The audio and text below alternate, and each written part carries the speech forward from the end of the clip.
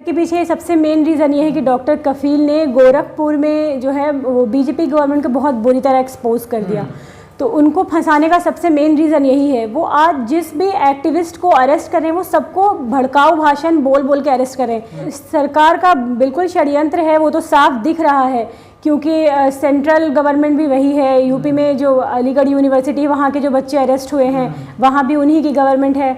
तो हम वो देख पा रहे हैं कि उनका जो क्या प्रोपेगेंडा है इसके पीछे। कि वाइफ की भी एक वीडियो रिलीज़ हुई थी इसी के ऊपर कि अगर कोई भी आपसे चंदा के लिए बोलता है डॉक्टर कफील का नाम लेके तो प्लीज़ उसको रिस्पॉन्ड ना करें, क्योंकि वो गलत है। क्योंकि सरकार ऐसी आवाज़ों को कैद कर रही है जो आवाज़ लोग सुनते हैं। जो गवर्नमेंट ये नहीं चाहती कि कोई भी ऐसा काम हो जिससे लोग सरकार की नाकामी को जाने, तो इसीलिए वो अरेस्ट कर रहे हैं। तो क्या लगता है सरकार? जब सबसे पहले उन्होंने जामिया को टारगेट किया, फिर जेएनयू को टारगेट किया, और ये लोग यही बोल रहे हैं कि ये लोग जो स्टूडेंट है वो अर्बन नक्सल हैं और इनको अपोजिशन पैसे दे रही है। यही सब गलत इल्ज़ाम जो है हम पे लगा रहे हैं, और हर किसी के स्पीच को भड़काऊ भाषण बोल बोल के ये लोग उनको अरेस्ट कर रहे हैं। वो लोग पढ़े लिखे हैं, वो तो बोलेंगे, आप उनकी आवाज़ नहीं दबा सकते। अगर वो 10 लोगों को कैद करेंगे 100 लोग और पीछे से खड़े हो जाएंगे, 100 लोगों को कैद करेंगे 1000 लोग खड़े हो जाएंगे। इतना हो जाएंगे कि वो जेल में भरेंगे, जेल उनकी छोटी पड़ जाएगी।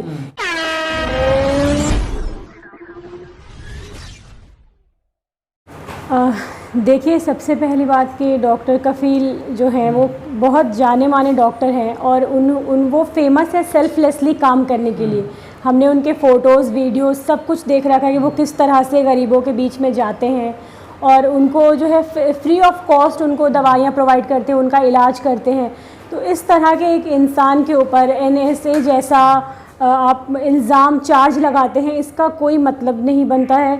अभी हिंदुस्तान की पूरी जनता जो है वो यही समझने की कोशिश कर रही है क्यों उनको अरेस्ट किया हुआ है, उनका जुर्म क्या है।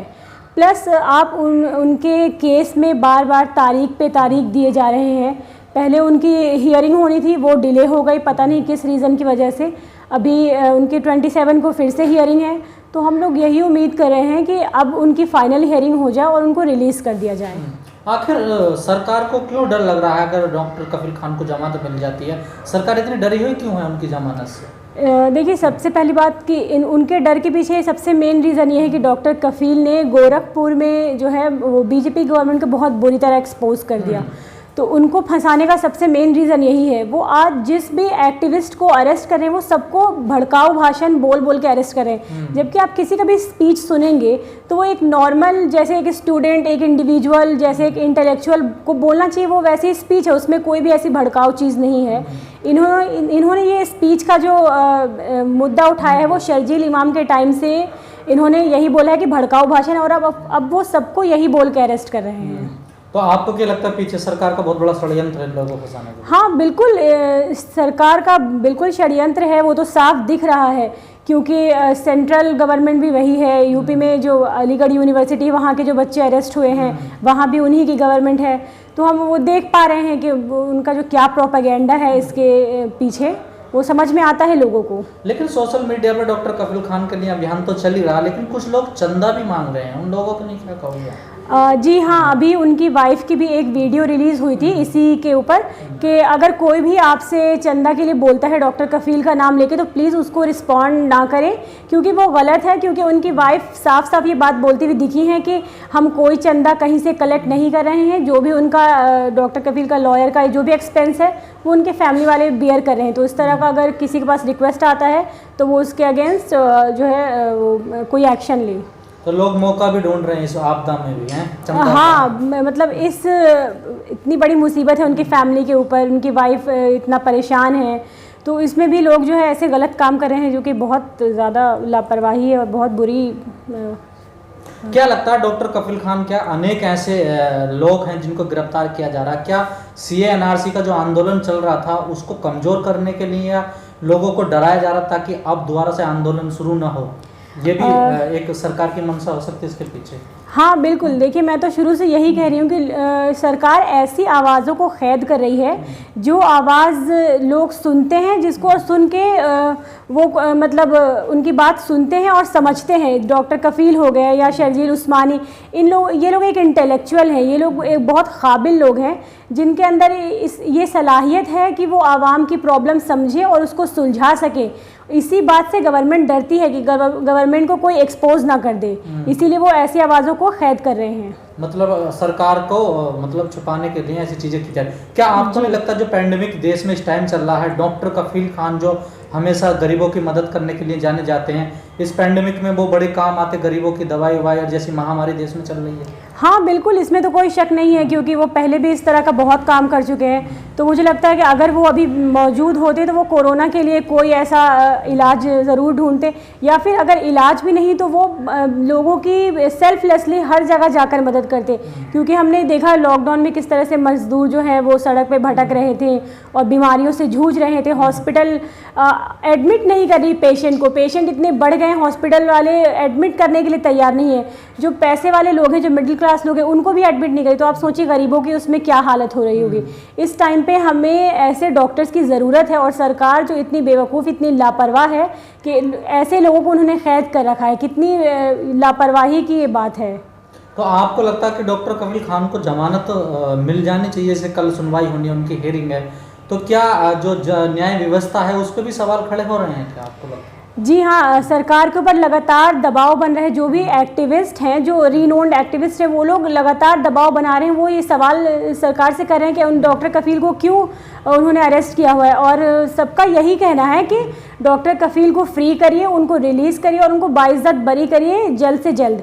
मतलब 27 को उनकी हियरिंग है तो उनको रिलीज़ कर देना चाहिए। लेकिन डॉक्टर कफील खान के अलावा जैसे खालिद सैफी हैं, कहा जा रहा कि उनकी इतनी पिटाई की गई, उनके हाथ पैर बेकार हो गए हैं। आप लोगों ने उनके लिए कई बार प्रोटेस्ट किया, लेकिन जितनी मांग डॉक्टर कफील खान की रिहाई की उठ रही है, इन लोगों का क्यों नहीं उठ रही है? हाँ, डॉक्टर खालिद सैफी का भी वीडियो उनकी वाइफ का भी आया था जिनमें वो बहुत परेशान दिख रही थी।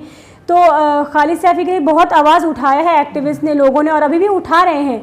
तो इसी तरह हम सब डॉक्टर कफील के लिए भी आवाज़ उठा रहे हैं, शर्जील उस्मानी के लिए भी, नताशा के लिए भी, जितने भी बेगुनाह जो सीए प्रोटेस्ट से लोग जुड़े हुए हैं, जिनको प्रोटेस्ट की वजह से टारगेट किया गया है, क्योंकि ये लोग बोलते हैं, ये बोलने वाले लोग हैं, ये पढ़े लिखे लोग हैं, ये जनता की परेशानी को समझते हैं और उसको सुलझाने के लिए काम करना चाहते हैं। और गवर्नमेंट ये नहीं चाहती कि कोई भी ऐसा काम हो जिससे लोग सरकार की नाकामी को जाने, तो इसीलिए वो अरेस्ट कर रहे हैं। तो क्या लगता है सरकार से सवाल पूछना, सरकार से सवाल करना अब कहीं ना कहीं एक अपराध हो गया है इस देश में? देखिए, मोदी जी ने कहा था कि मैं चाहता हूं कि सरकार को लोग क्रिटिसाइज़ करें, पर जब लोग वाकई इसको क्रिटिसाइज़ कर रहे हैं तो वो इस तरह के कदम उठा रहे हैं, लोगों को अरेस्ट कर रहे हैं। बताइए, अगर हाँ जनता सवाल नहीं करेगी तो कौन सवाल करेगा?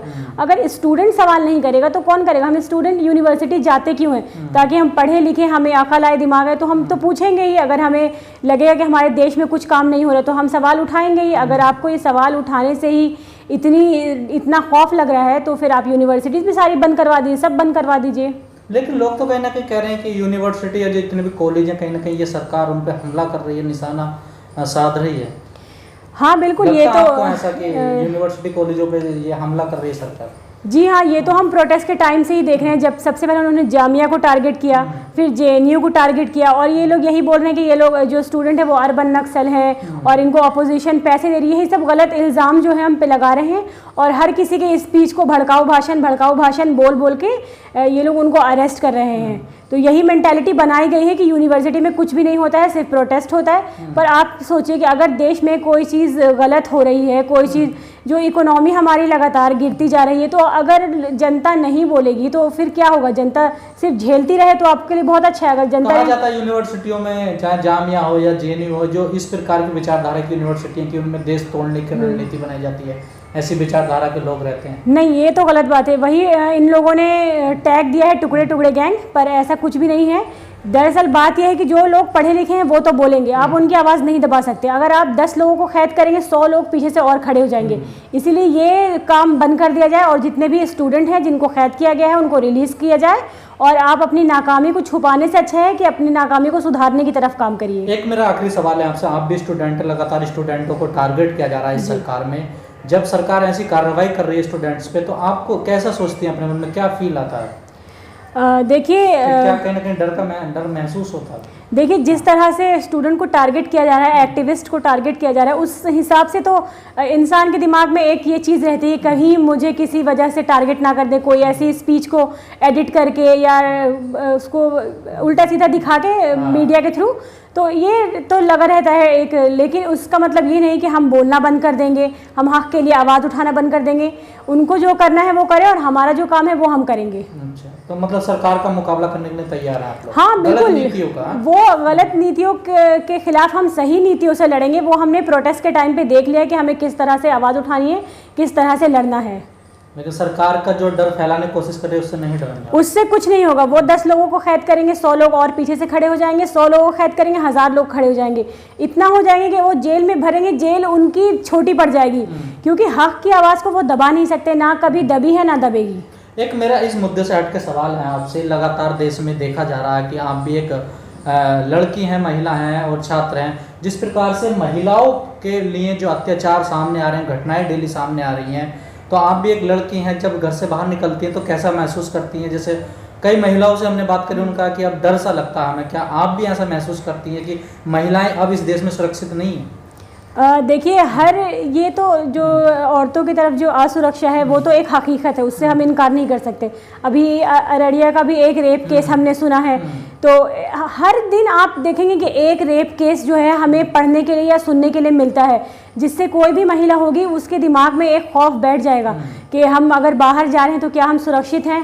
निर्भया केस के बाद दिल्ली में भी लड़कियों के अंदर ये बहुत डर बैठ गया, रात में उनको जाने से मना कर दिया गया। तो सरकार इन सब चीज़ों के ऊपर काम क्यों नहीं करती? वो कहीं ना सीसीटीवी कैमरा है कोई, ना रेपिस्ट के अगेंस्ट कोई एक्शन लिया जाता है। रेपिस्ट साल भर 2 साल भर या तो बाहर रहता है या जेल में पड़ा रहता है। आप उसको इमीडिएट फांसी लगाएंगे, जब उसको इमीडिएट सज़ा मिलेगी तभी दूसरा रेपिस्ट जो है वो रेप करने से पहले 100 बार सोचेगा, उसको अपनी मौत का खतरा महसूस होगा। जब वो रेपिस्ट आराम से बाहर घूम रहा है तो लड़कियां तो असुरक्षित हैं ही।